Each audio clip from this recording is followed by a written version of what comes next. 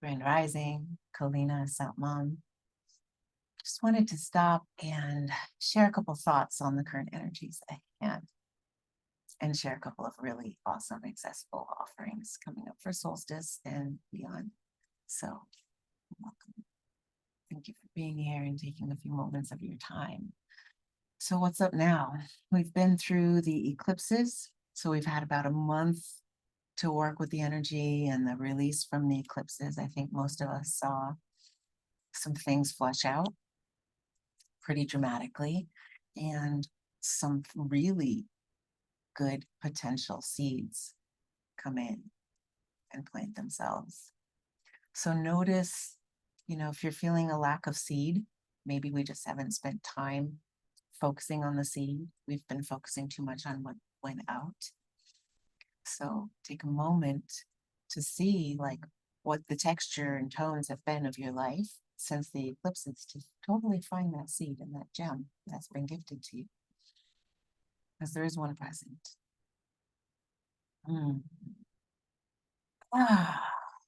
So we've got a new Gemini coming up Saturday night, Sunday, depending where you are.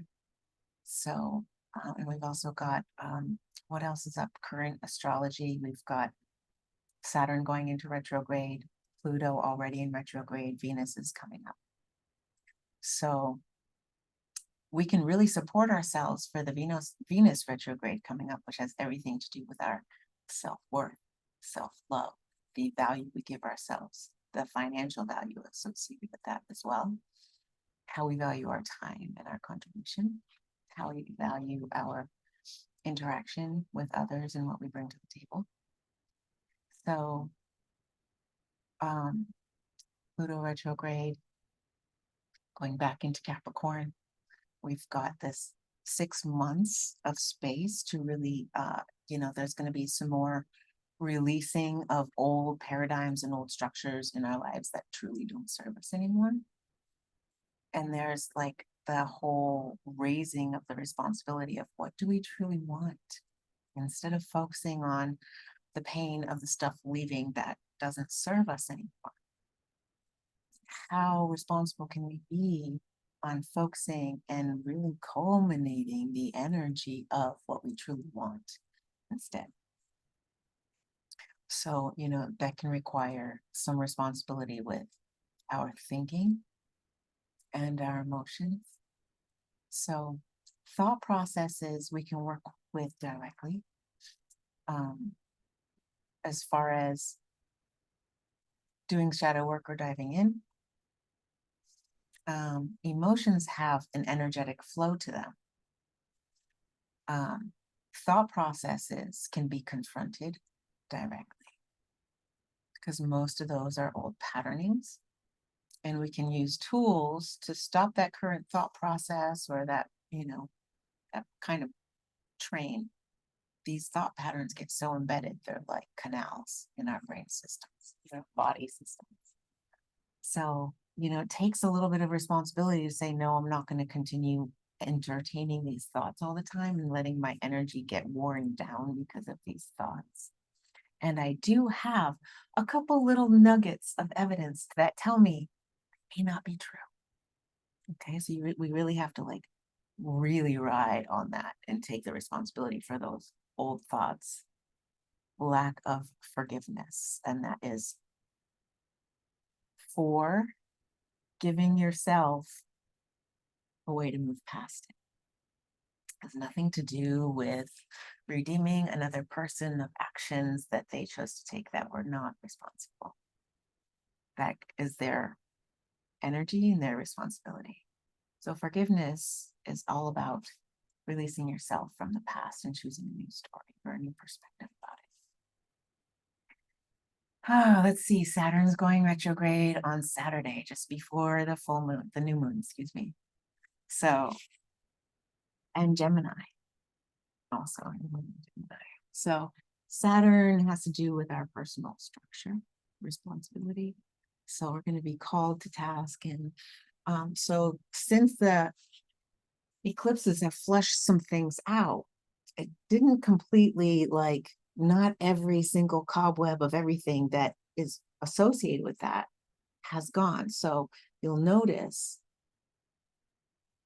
the same triggers and thought processes like that you could use to like find a tool to modify in the moment, then it comes back a little later in a different kind of slightly different format, are really much more present and staying pressing, pressing, pressing, just like this. Whereas we used to be able to like clear them out for a bit or push them to the side. The energies at hand, both the solar energies and the ascension energies too, are just getting to the point where it's like not pausing anymore. So we're on this ascension journey that's just getting to the point where we're constantly growing with the energy. So the pressure is not going to release on those things because the perspective shift is what's going to release the pressure inside. So we're not going to get an external reprieve until we give ourselves an internal reprieve. So it can take some diving into what's my core wound behind this situation, rather than just why does this situation keep happening to me? Why do I have an energetic preset to this situation, to this feeling, to this type of energetic dynamic? And how can I give myself the love and support that I needed at the time that this dynamic started for me? That's how it's actually very simple, but a lot of times we don't want to go there because it feels like in opening that can of worms, I'm blaming somebody else. I am bringing up something that I've minimized to the point that it could really just be pushed aside. I'm not going to look at it. And there are so many infinite reasons why we're just not going to look at it. It may not even pertain to this life. You may have kind of this embedded kind of contract. I'm not going to look at that. But in choosing to pause, and the only way we can really look at something is if we pause. We spend so much time physically doing everything and moving our bodies, or in a meditation that's focused on something else rather than that journey within. And I like to do this physically, somatic, sensually, because it gives me the space to be more present for the process rather than just kind of forcing myself to sit here and bear the pain. I can give myself an experience of the presence via my sensuality to hold that in total compassion and not be lost in the pain of the moment. So, where inner child work and shadow work can have spaces where they're intense and things come up, they are the way to release the pain. Because if that stuff doesn't come up out of the system, it's staying in there. So different ways, physically and like energetically, we work to loosen those things up and release them. So in the containers that we create with Kundalini or with sensual practice, we create a space where the stuff can come up and be blessed with our awareness. Our heart, our higher self is automatically working on that thing for us. We don't have to overthink it or give it this story or mentally force ourselves to change stories. We can allow through pleasure and ease back into the way of being that was our pilot wave, which is natural, subtle pleasure and presence. Okay, so I got a little lost with the retrogrades and all the things. So I'm not an astrologer. I just want to come in and tell you the energy, and I get bounce around from here to there.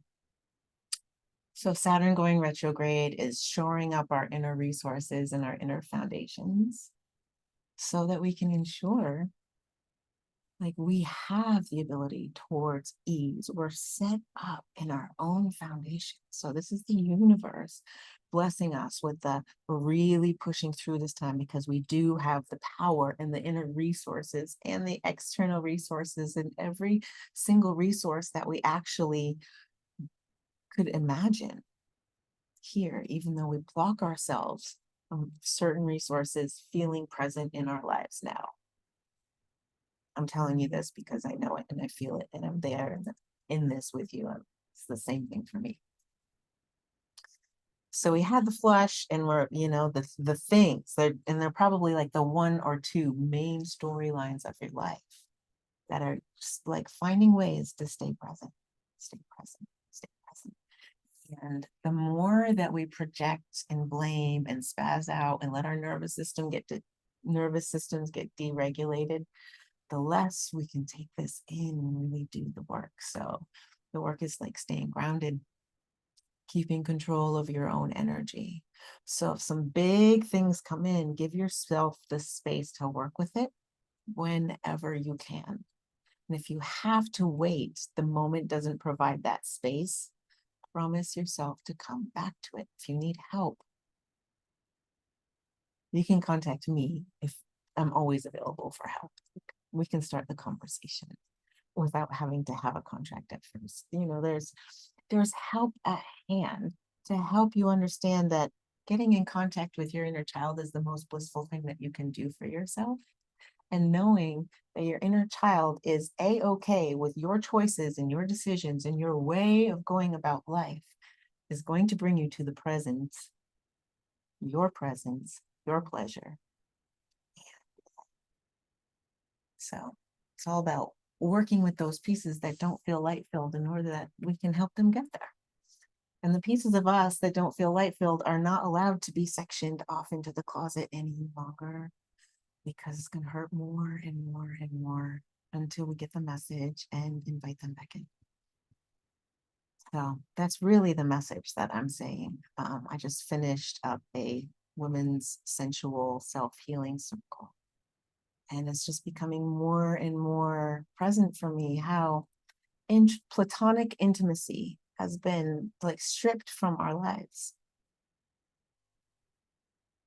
With my sisters, I just want to sit around and, take turns putting our head in each other's laps while we just get petted and spoken to so sweetly. So just noticing. There are levels of intimacy in our lives that are missing simply because we didn't know that it's safe to go there, that we truly want that. So in my experience, and the reason that intimacy is coming up so big for me is because I felt like I really lacked it for most of my life. With some things in my brain suppressed and lots of glitches in my system and chronic illness. And like I had all these things. I was like, well, I do all the work and I do the practices. Like, why does this keep going on? I should just be healed. Right? But as long as we keep meeting the practices with, if I just do more of this, I'll be as good as I need to be. We're making sure that we don't get there.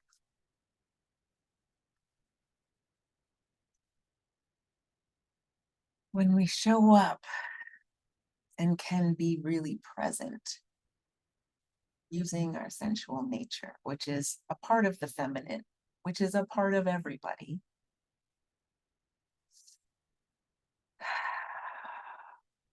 Then we can pause and be really present with ourselves. So how much more present can we be with our families, with our communities, with our work? This is the key that transforms the world. And that's the reason why we were stripped from it. It was stripped from us, especially women gathering in circle, acting sensual, acting out of perfect character, used to be a doorway to obvious attack. So we can take that back now. Women and men, we all deserve platonic intimacy. So that's just a little inspiration. So this new moon in Gemini, we're planting a seed. What's your seed? So one part of the seed is the responsibility that we're taking to show up more deeply with more resilience. I'm not going to run away from it. I'm going to catch myself when I start to run away and stay present in as much self-love and unconditional love for others as I can, and see my way through this thing that's been holding me back. It's kind of like, I feel like I've pushed through a little bit, it like rubber bands me back, right? So just think of that rubber banding back, those times that we release the self-love and then we release the love for other, unconditional love for other people. So we end up with super hard no's and running away. Not no's. And there might be a possibility when we're that holding on to a no or a need to run, it's the nervous system, which means your inner child, 0 to 7, is speaking up and saying, hey, I don't feel safe. So let's figure out why I don't feel safe with you, myself. Because we're only running away from ourselves.